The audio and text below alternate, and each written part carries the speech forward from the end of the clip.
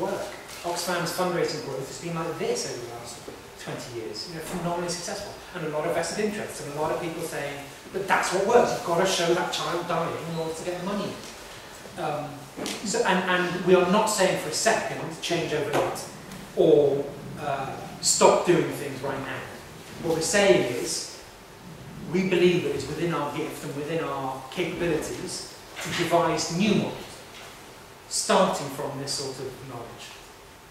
So don't everyone go running away, kind of pulling those photos out of the fundraising leaflets. We've got lots more work to do, and we've got to do it together, and we've got to work through, because we don't have the answer, we've got to work through what this means for you, your organisation. But let's not hide the fact that this is pretty damn challenging. And it does say that some of our practices are digging a hole for us quicker than we can fill it in. And finally, work together and with others. Oxfam's campaigning department can't do this. Oxfam can't do this. The development sector probably can't do it by itself. Third sector, okay, now you're starting to talk serious. Now you're starting to think about a force in society that can really change cultural values, cultural norms. But that's a huge demand. Nobody's ever managed that before. Nobody's done it before. Tried to rely on the third sector behind some basic things. But what's beautiful about this agenda is that there is genuine common cause in this. Those values that we've identified as being helpful for our cause are also helpful for donkey sanctuaries, and they're helpful for children's charities, and they're helpful for medical charities, and they're helpful for anybody whose care is about, whose business is about bigger than self-concerns. Anything that is about more, about caring for others and caring for the planet and caring for animals, all rely on those top benevolence and universalist values.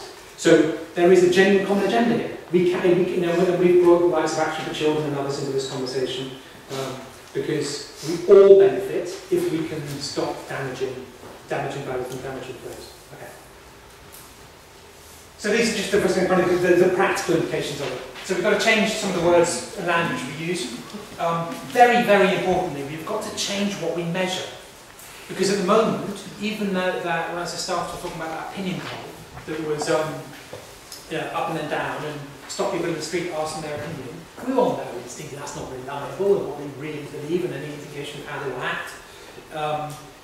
But the good news is there are plenty of measures out there that we can use that are more suited to this level of understanding about language and human values. Things like discourse analysis. We've just done some discourse analysis on Oxfam's entire 2010 communications in the shops and fundraising campaigns. And I don't know if it's on for you, it's not really now.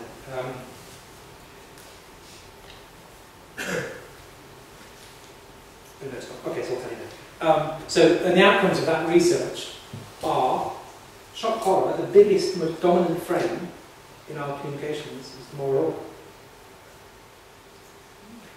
And it's done through all sorts of subtle, weird ways. Through things like constantly using binary sentence constructions, win, no win. I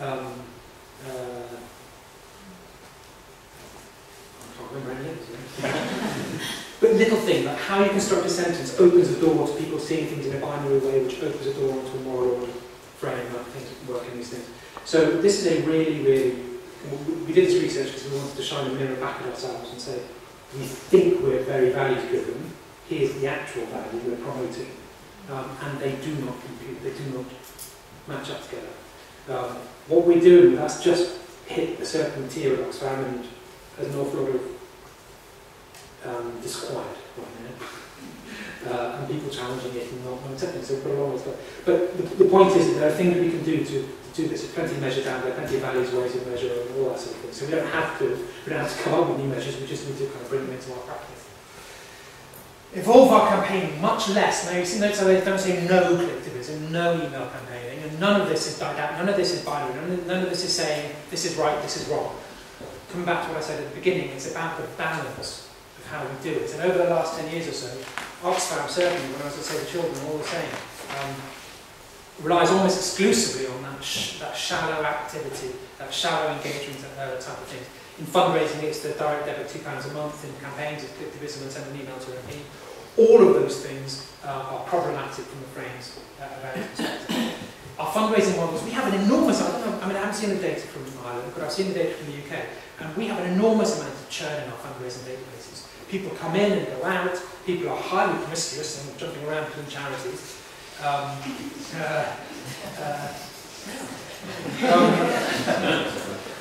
So we've set up this model that is working, but it relies and is accepting of a huge amount of churn. And the reason people churn is because they don't feel connected. The reason they can come in and go out is because, going back to that question of the protest business model that we have adopted, and we've constructed ourselves, so we can deconstruct it ourselves. But a good measure for that is the amount of churn that we have in our databases. Changes in our organisation. What do we do with this charity question? Because at one level, it's ridiculous to try and get away from it, because we are charities. That's who we are. But what do we do with that truth, but also the truth that that concept belittles the communities that we're supposed to be helping? How do we marry that up? We've suggested that governance is a much better terminology, but that is not the answer. Well, we don't have the answers, we have some challenges and other things together. Much more collaboration between the sector, less competition. This isn't so much of a problem with the campaigns and stuff, but it becomes a big problem when we're talking about media and we start talking about fundraising. And we are getting more and more competitive with each other in fundraising terms, because we know that pool is static or falling. And we want to stay on our growth curves. So the market is certainly not growing as quickly as our growth has. And so to keep that growth, we've got to be digging deeper into the market, which means taking from others. Fewer transactions, more transformational experiences. Yeah, that goes back again to the companies and stuff. Okay. I want to very quickly touch on 7. Yes, 1, 2, 3, 4, 5, 7. Critiques that we fairly consistently get hit with. But this is an anti-fundraising problem. It really, really isn't. It's about how, not what. So it's not about how. There's a big debate going on in the UK right now about whether there should be a make property history 2. And when should that happen? And some people have suggested that this way of thinking discounts the idea of a make property history 2. Well, it kind of depends what you mean by make property history 2. If you mean great big celebrity-driven, time, shallow engagement stuff, yeah, probably it does. But it doesn't mean, that's not the only way we can do things together. So I don't think that's true. We would need to accept short-term loss of impact or income. Well, that's only if you rush into it, unknowingly or blindly. If you do things properly, you test, you refine, you build up new models, that needn't necessarily happen. We would be trying to change people. This is social engineering in some respect. This is my favourite one in a way, because it kind of suggests that that's not what you're doing anyway. Like every time, what is communication about? So, and also, what is advertising about? Somehow we are holier than thou and just be standing there and everybody just gathers around us of their own accord. It's nonsense, to be honest. But because we talk about deep psychological stuff, people think we're being really kind of socially engineering. We want to create people in our own image and all this stuff. I don't think that carries any weight at all, to be honest. But it's a fear response, I think, from people. This is about good and bad or people or values. This, again, it really isn't. As I said earlier, there's that value circumflex. We all have it all the time. Evidence suggests that some values trigger behaviour that is more helpful to us. It's not saying the other values are bad, or that when we act out of the desire for achievements or power, we are being bad. Of course we're not. We all have that. And anybody who's written Jim, the top of an organisation, chair of Dóchas, Jim has a degree of achievement about him and values achievement. That's great. It's not saying that there is no hierarchy that's good or bad, but it is saying that there are some values that are more helpful. Social marketing and frames are inconsiderable. There are people out there who say social marketing and use values. What you need to do is find out what people want and sell it to them on that basis. So if people want cars, tell them to buy a low emission car. The collateral damage effect is you're reinforcing the consumption values from that. So there is very good lessons we can learn from marketing and social marketing, but we think this takes you to a different place. We're not saying forget it all, but accept that there is collateral damage for what you do, and there is a longer term effect of what you do. Finally, we are not big enough to affect national values and frames. Well, that's the only one. I would say all of these ones are based on misunderstanding or on miscommunication of it, and I'll accept the blame for that. This one, there is a degree of challenge, so I've kept it in bold, but I don't think it's prohibitive, so I've crossed it out. And this one, this is very true. We are not good enough. So that means we've got to work together. So we're not saying anybody can do this by themselves, we're saying we have to work together. The reason, and this is the purpose of it, this is the hopeful end of it, do this so we stop digging those holes faster than we can fill them. But this is what we're aiming at. We're aiming at to refresh what is considered acceptable in UK culture by strengthening pro-social values through the use of frames theory, and through that we get to a position where the UK can make its first possible contribution to global social justice. And I want to tell you one last final story about this one. In the UK, I don't know if it came here. Oh, well, of course it would have done. Do you know where Stephen Gately died? There was that article in the Daily Mail, Jan Moyer, basically saying, oh, very sad for the family and all, but can't be surprised. You know, he's a young gay man, this is what they do, these gays, they go out, they live these lifestyles, and there's a moral kind of justification for the fact that he died. I mean, vile stuff, really, really horrible stuff. It triggered the largest number of complaints in IPCC, the Press Complaints Commission history.